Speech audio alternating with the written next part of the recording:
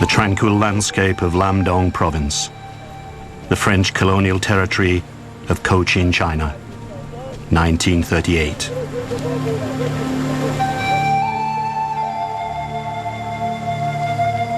Cochin China is part of the French Empire in the east, a colony they call Indochine.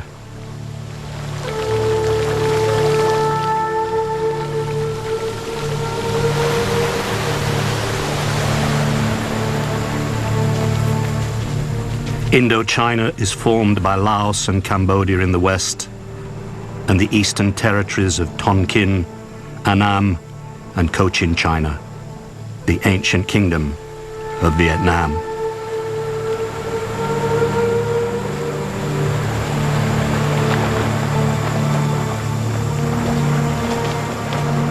Fiercely independent, after successfully resisting invasions from China for centuries, the native peoples have been living under French rule for over 50 years.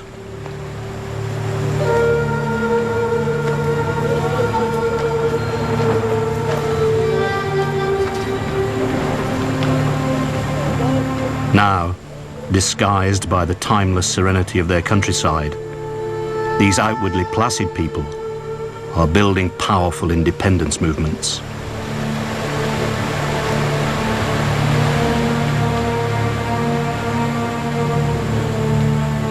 Almost 40 years of desperate struggle and appalling suffering will follow.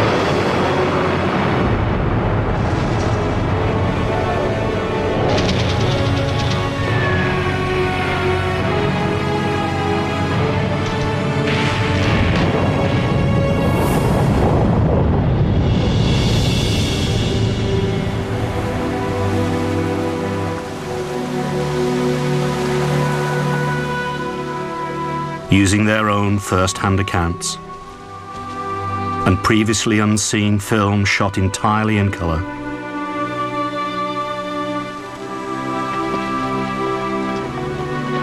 this is their story.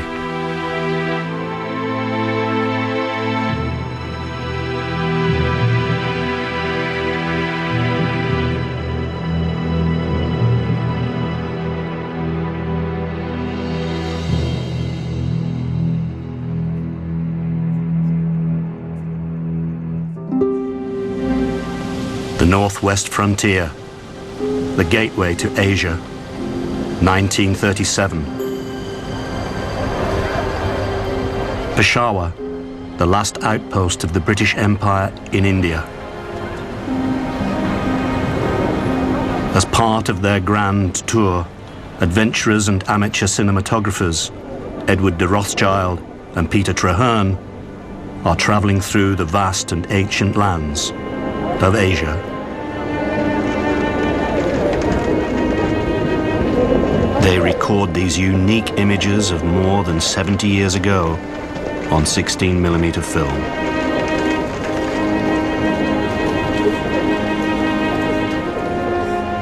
They have never been broadcast before.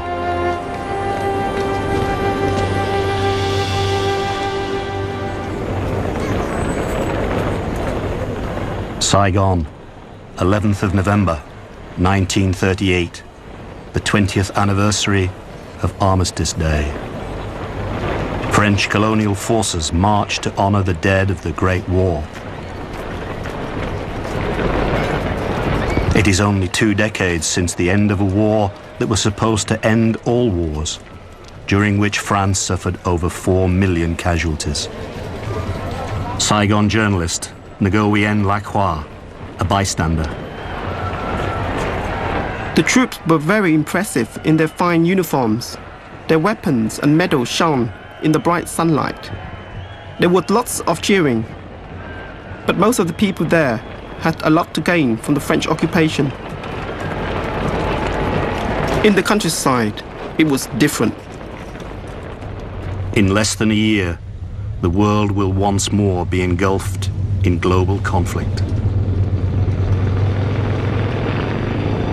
We were told that a war was coming in Europe. We hoped that would mean the French would leave us in peace.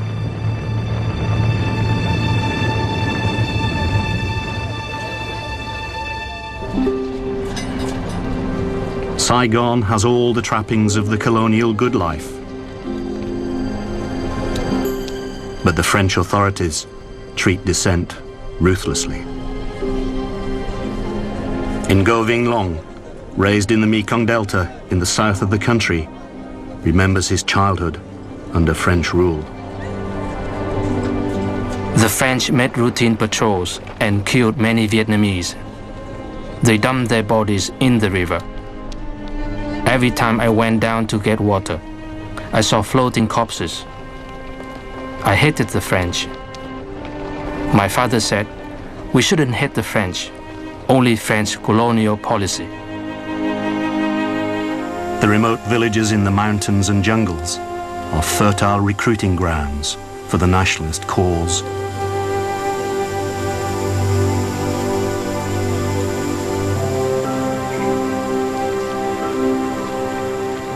Long's father is active in the struggle. My father was very idealistic. He gave most of his land to the peasants in his village in the north and moved to the Mekong Delta as a school teacher. He was horribly tortured by the French. They bashed his head and broke his ribs, puncturing his lungs. Doctor said he only had a week to live, but he refused to die.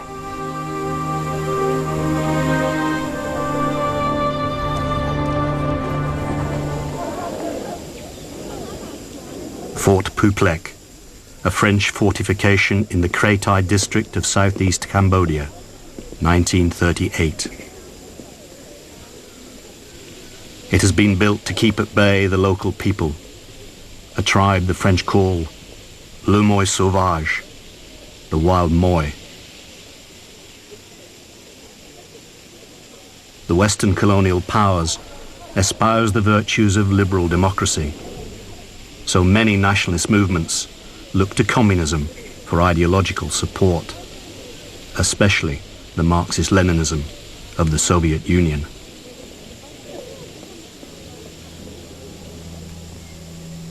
The leader of the Indo-Chinese Communist Party is a 48-year-old Vietnamese exile. His name? Ho Chi Minh. Soviet documentary maker Roman Carmen films him and his supporters in 1954. In an address at the founding of the Indo-Chinese Communist Party, Ho Chi Minh. World War II will soon break out. When it happens, the French imperialists will certainly drive our people to a more horrible slaughter. However, their barbarous oppression and ruthless exploitation have awakened our compatriots. Everywhere, the masses have risen to oppose the French imperialists. The Dutch East Indies, August 31st, 1941. Dutch soldiers and sailors relax in the cafes of Batavia, the sophisticated capital of Java.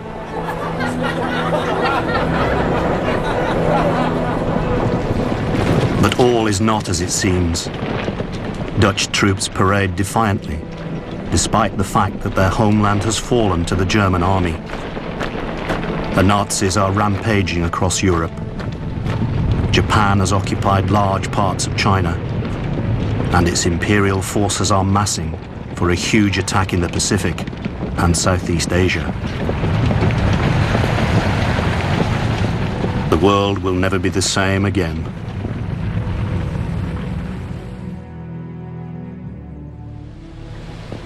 By the autumn of 1941, France is under the control of the Vichy government, which has signed an accord with Japan's ally, Adolf Hitler.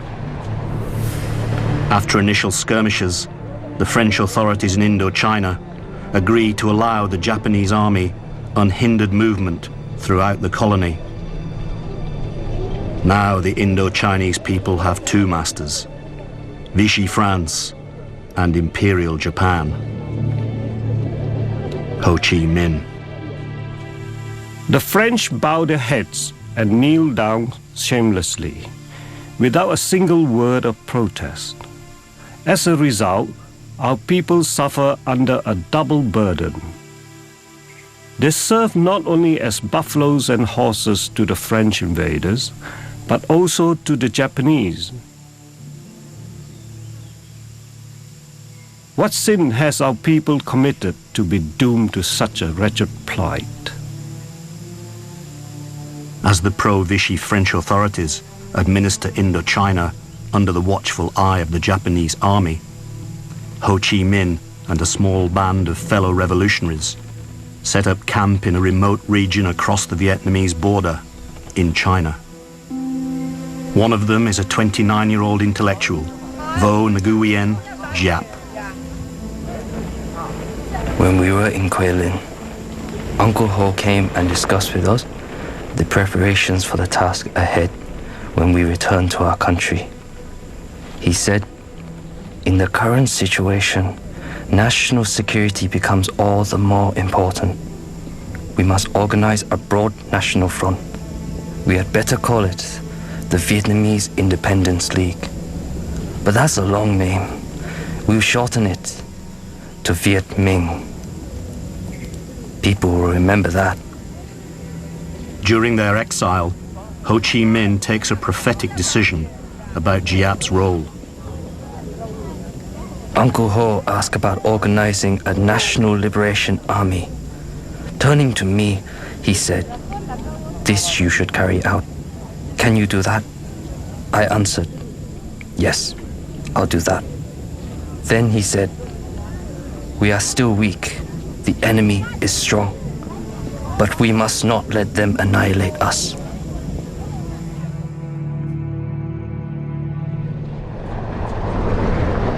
By 1942, following the Japanese attack on Pearl Harbor, the only parts of Asia and the Pacific not under Japanese control are the British stronghold of India and the territory in China controlled by Chiang Kai-shek's anti-communist Chinese nationalists.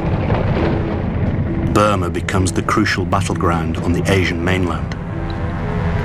If the Allies can reopen the supply lines between India and nationalist China, the Japanese will have to deflect troops and material away from the war in the Pacific.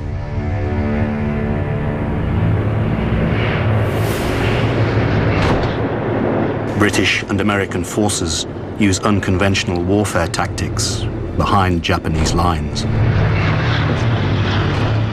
They make contact with local tribes and organize them to fight the Japanese. The Americans also send men from the newly formed OSS, the Office of Strategic Services, precursor of the CIA, to support local groups, both nationalist and communist.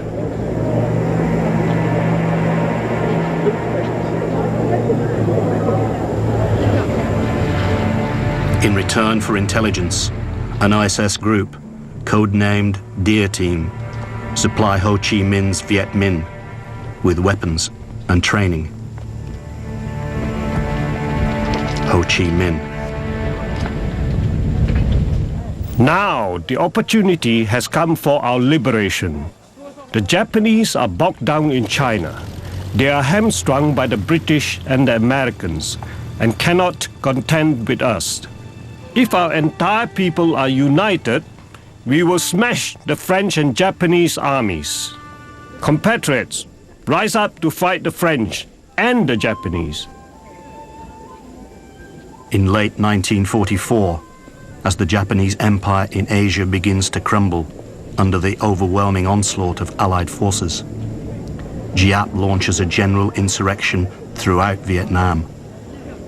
By the middle of 1945, he has risen to the rank of general at the head of a force of 10,000 men. But fighting the Japanese is costly.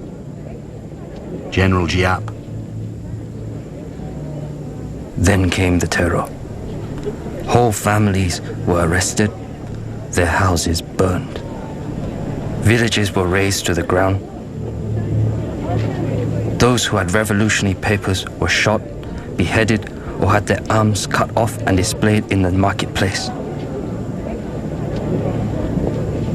Thousands of piastres were offered as a reward to those who brought in a revolutionary's head. We knew the struggle would be long and bitter. As early as 1941, Uncle Ho had warned us that the fight against the Japanese was only the beginning. He knew that the British and the Americans had the same motives as the French.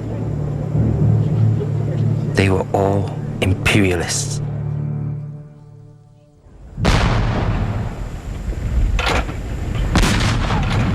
An OSS training camp in Burma at the end of the war. Events in Asia are developing rapidly. Ho Chi Minh's prediction proves to be accurate. In March 1945, the Japanese army overthrows the French administration and replaces it with a puppet government under Bao Dai, the Emperor of Annam. August 25th, Rangoon, Burma. Lieutenant General Takata Numata arrives from Saigon to surrender Japan's southern army to the Allies, following Emperor Hirohito's order that Japan endures the unendurable and accepts defeat. Ho Chi Minh. This is a great advance in the struggle waged for nearly a century by our people. The National Liberation Committee is now our provisional government. Unite around it and see to it that its policies and orders are carried out throughout the country.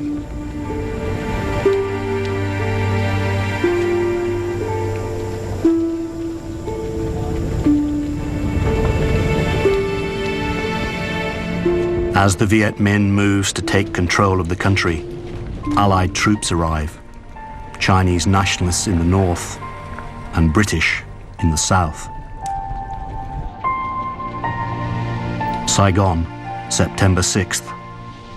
Allied prisoners of war and French internees are released by the British.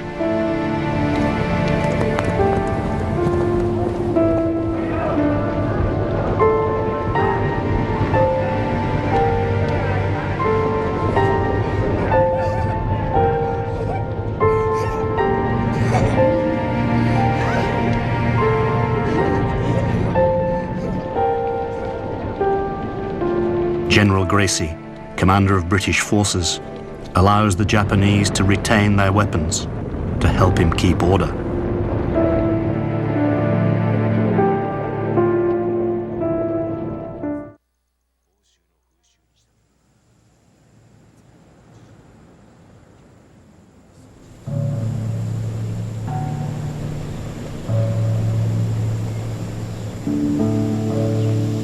With a revolutionary government in control in many parts of the country, reprisals begin against those who are thought to have collaborated with the French and Japanese.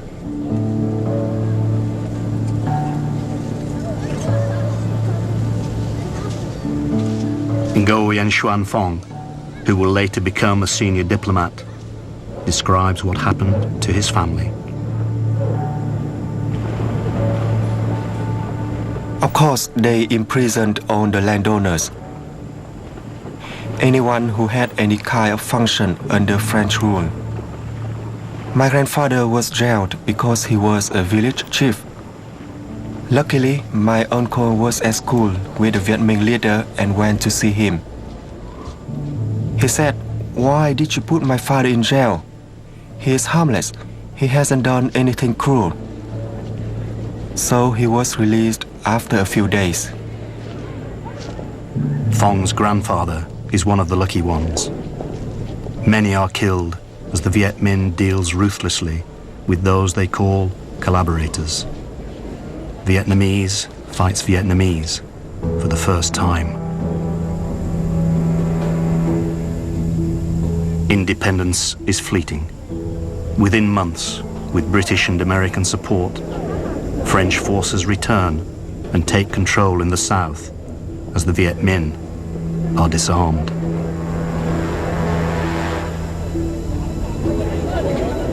In the north, Ho Chi Minh's forces are unable to prevent lawlessness by the Chinese Nationalist Army.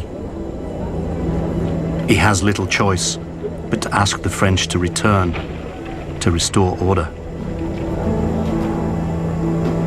Once again, Indochina is ruled from Paris.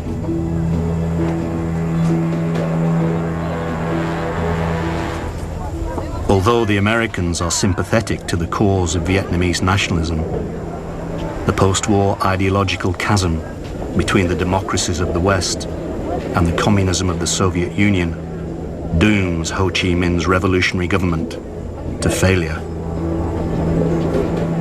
The Viet Minh melt away into the countryside, and the situation rapidly deteriorates into what will be called the First Indochina War. General Giap. On one side, the professional army of an old imperial power, armed with all kinds of modern weapons, aircrafts, warships, artillery, machine guns. On our side, we have just ordinary people, armed with simple weapons, but who are determined to fight to the bitter end to defend their country.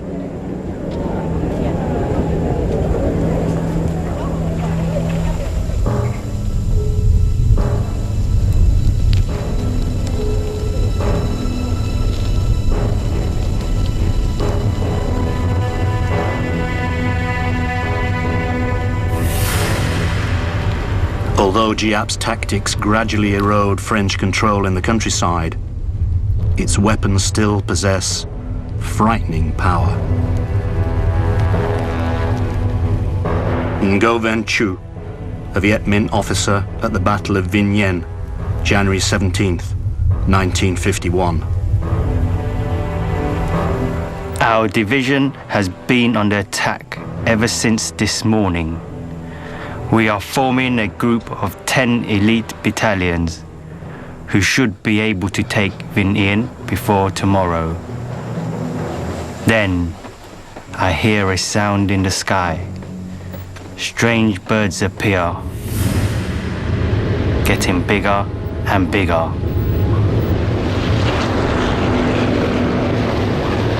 Aeroplanes. I order my men to take cover from the machine guns and bombs, but the planes dive without firing. Then, hell opens up before my eyes. Large, egg-shaped canisters drop from the planes, and immense sheets of flame, extending for hundreds of meters, strike terror in the ranks of my soldiers. This is napalm, the fire that falls from the skies.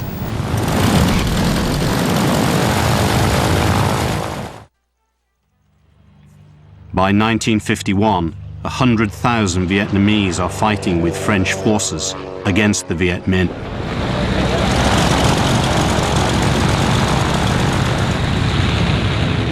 March 1953, Saigon. Marshal of France Alphonse Juin and Commander of French forces in Indochina, Raoul Salin, greet US General Mark Clark, United Nations Supreme Commander in the Far East. Also present is Chief of Staff of the Vietnamese Army, Nguyen Van Hin. General Giap. The French are now falling in with the Americans, and using their money and equipment to establish national armies.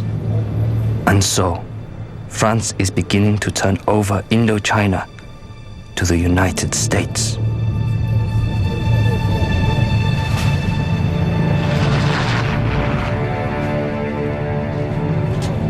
The United States is funding 80% of the French war effort. The Viet Minh's resources are coming directly from the Soviet Union and Mao Zedong's new communist regime in China. The Indochina War is no longer a minor skirmish between a European empire and its reluctant colonial subjects. It is becoming a global battleground.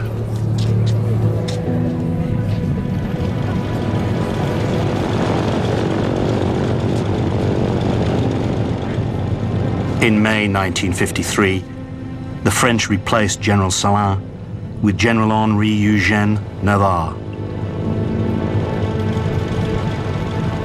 He immediately makes a momentous decision to create a major defensive position in the northwest of Vietnam, close to the Laos border.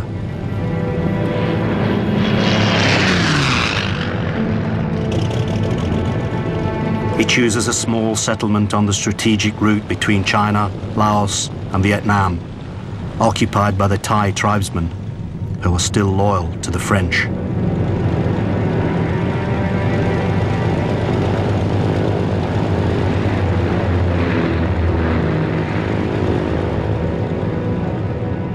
It is called Dien Bien Phu. Navarre orders the airlift of a large force from the Gia Lam Air Base in Hanoi and Gap Ba in Haiphong. Viet Minh officer Ngo Van Chu watches as the French forces land. We knew they were the best they had. Paratroopers, legionnaires. The battle would be hard. I realized that Dien Bien Phu would make or break us. US-supplied B-26 bombers drop napalm on enemy positions. The French garrison below is outnumbered 4-1 by a Viet Minh army 50,000 strong, which completely encircles it. General Giap, late November 1953.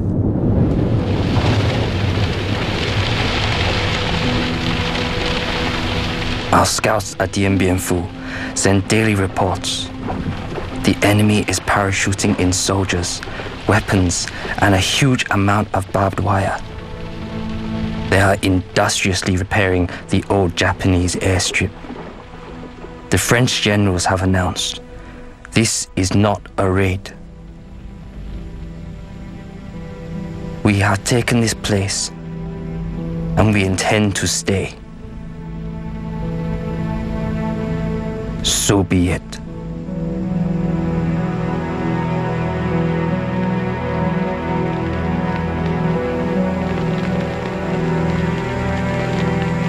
Soviet director Roman Kármán is given total access to Giap's army to help him tell the story of the battle. The French have made a critical error, assuming that Dien Bien Phu is safe from attack by heavy armor and artillery. General Giap. I ordered our 351st Engineering Artillery Division to toil day and night to widen the 82-kilometer trail to Dien Bien Phu for our motorized vehicles. Then they built a 15-kilometer track through the mountains so we could haul our artillery to the front by hand.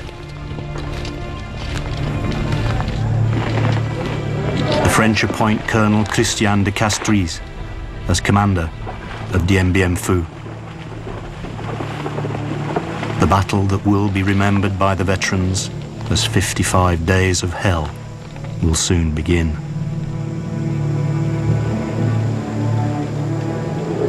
No quarter will be given. None will be asked for.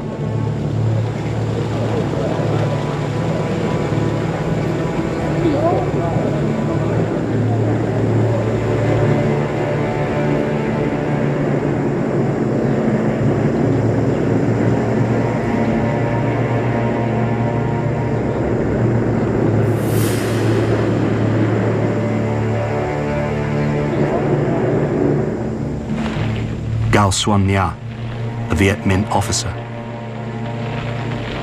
It took us about 45 days. We marched at night and rested during the day. Sometimes we just slept on the roadside and dug our own foxholes against enemy attacks from the air. Viet Minh Captain Chun Van Ho. The French were physically bigger and had many weapons.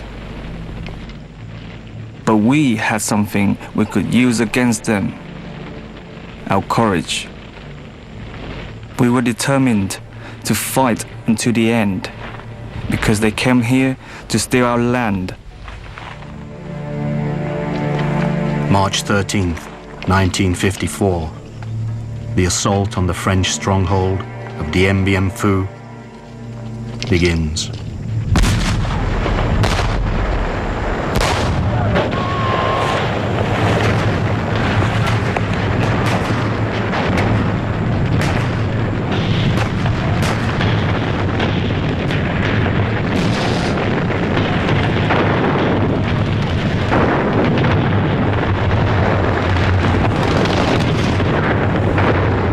General Giap. The French could not resolve the threat to their airfield. Their porcupine defense had lost a vital element: its strength in the air. They could only reinforce their units with parachute drops, and they could not get their wounded out. Their camp had only 40 beds in its medical unit, and they had already hundreds of wounded. This was the French command's nightmare.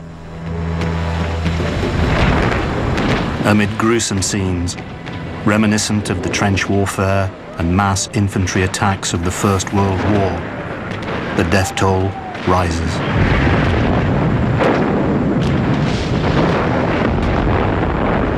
There are countless acts of heroism on both sides, as the Battle of Dien Bien Phu becomes part of military folklore.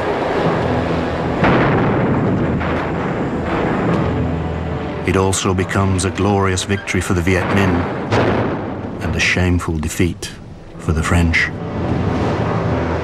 French resistance ends on May 7th. Giap orders a full-scale infantry attack.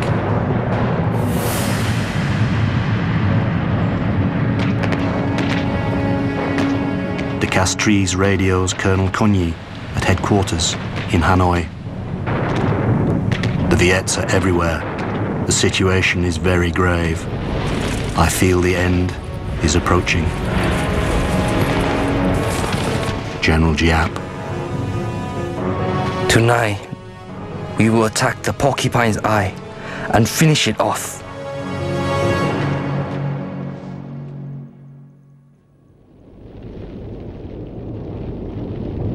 Late in the afternoon, Giap hears the fateful news from his 312th Division. All enemy soldiers in the command post have surrendered. We have arrested De Castries. Suddenly, everyone in the headquarters shouted, clapped their hands and hugged one another. They jumped for joy like children. Some people cried, others stood with their mouths gaping. The faces of others turned pale with shock.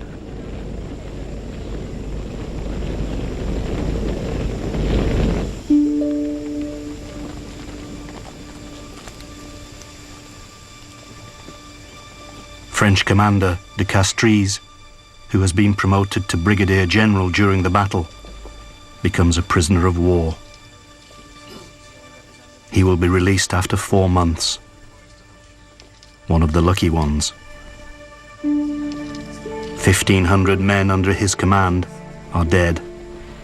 Several thousand more are wounded.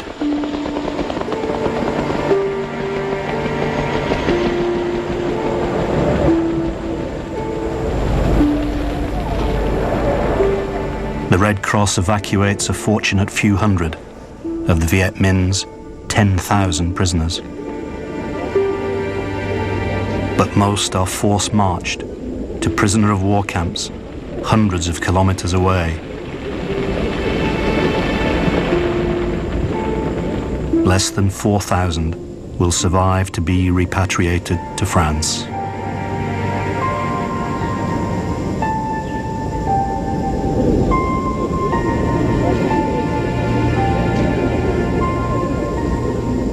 Viet Minh casualties are 15,000 wounded and 8,000 dead.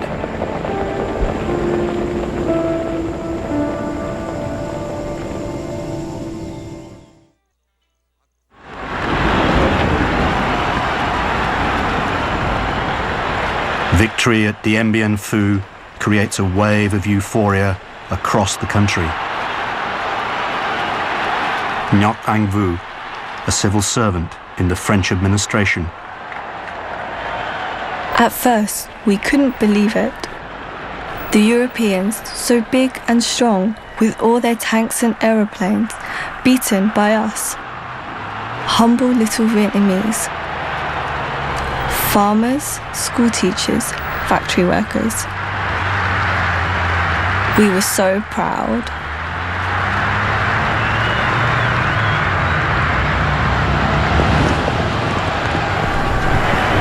With the red flag of revolution flying proudly to mark the Viet Minh victory, the West's anxieties about the march of communism are reinforced, especially in the aftermath of the Korean War.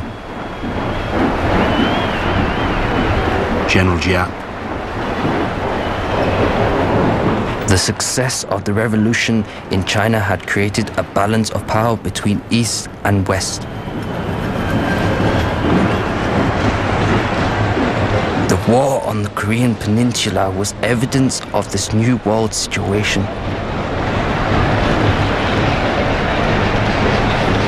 Until now, our war was still a battle between the peoples of Indochina and France. The United States was determined to replace France in Indochina, but the situation did not allow the US to jump directly into war. It might develop into a second Korean War, in which there was no guarantee of victory for the US, and it would not be easy for them to draw in allies already exhausted from Korea.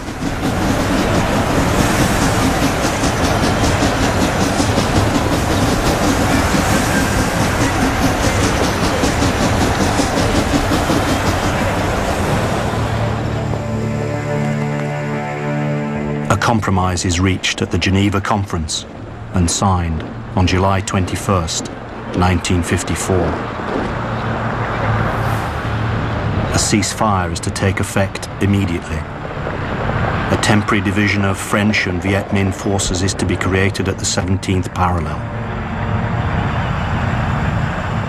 Elections to unify Vietnam are to take place within 2 years.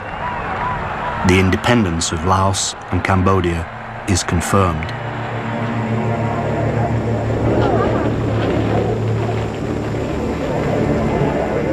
After decades of colonial rule, the French leave Indochina.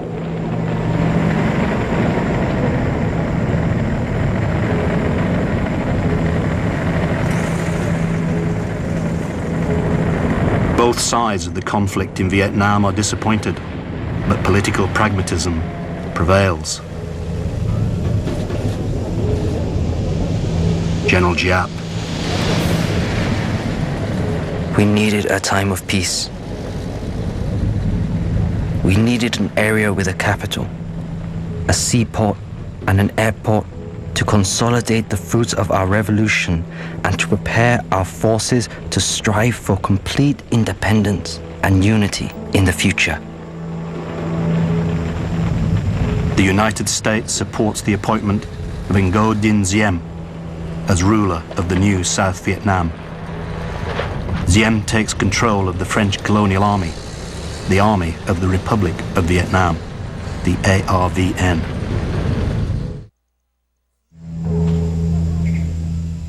On July 22nd, 1954, Ho Chi Minh speaks to the Democratic Republic of Vietnam, the new nation north of the 17th parallel.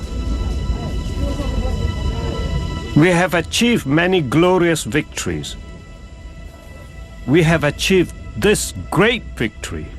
The French government has recognized the sovereignty of our nation and that their troops will leave our country. From now on, we must concentrate all our efforts on the struggle to achieve unity and the complete independence of our entire country.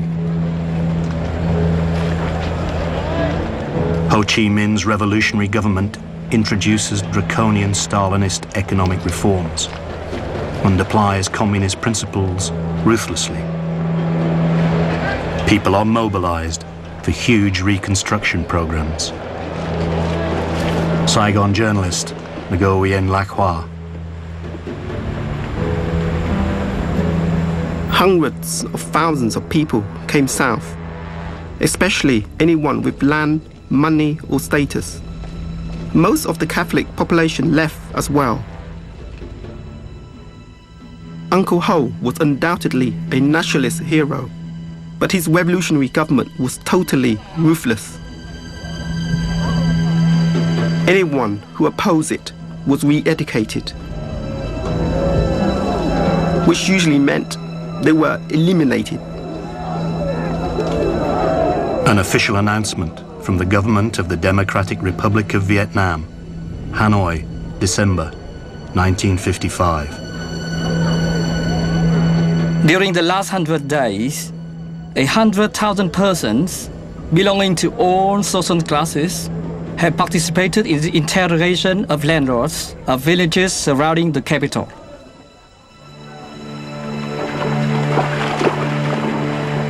The South is also suffering widespread social upheaval and violence. Nguyen Lac Hoa.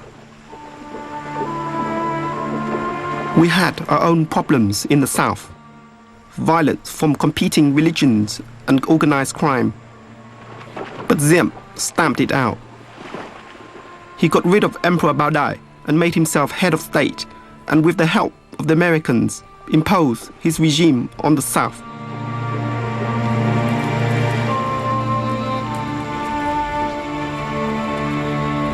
It soon becomes apparent that elections agreed to in the Geneva Accords will not happen, and that the division of Vietnam at the 17th parallel will become permanent.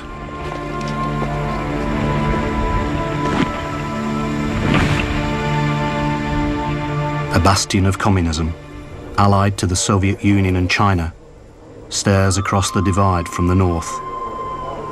In the south, a bulwark of the West, sponsored by the United States, glares back.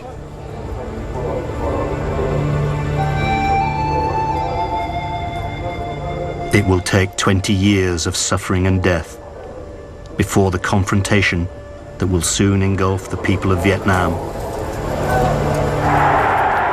comes to an end.